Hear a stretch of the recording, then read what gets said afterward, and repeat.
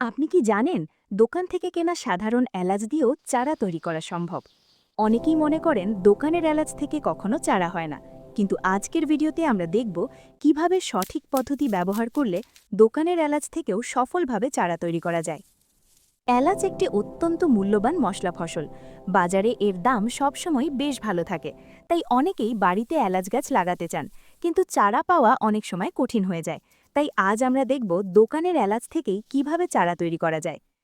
এলাচ শুধু রান্নায় ব্যবহার হয় না, এটি একটি অর্থকরী ফসলও। যদি সঠিকভাবে চাষ করা যায় তাহলে এটি থেকে দীর্ঘ সময় ধরে আয় করা সম্ভব। প্রথম ধাপ হল ভালো মানের এলাচ নির্বাচন করা। দোকান থেকে কেনা এলাচের মধ্যে যেগুলো তুলনামূলক বড় এবং তাজা থাকে সেগুলো বেছে নিতে হবে। এলাচের খোসা খুলে ভিতরের ছোট ছোট বীজ বের করতে হবে। এই বীজগুলোই চারা তৈরির জন্য ব্যবহার করা হবে। বীজগুলো 12 থেকে 24 ঘন্টা পরিষ্কার পানিতে ভিজিয়ে রাখলে অঙ্কুরোদ্গম দ্রুত হয়।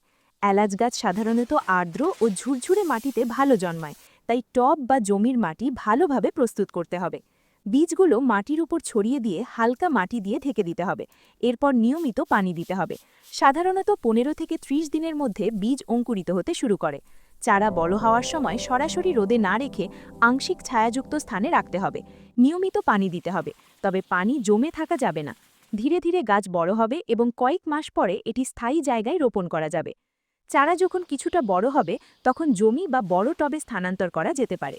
নিয়মিত আগাছা পরিষ্কার করা এবং জৈব সার ব্যবহার করলে গাছের বৃদ্ধি ভালো হয়।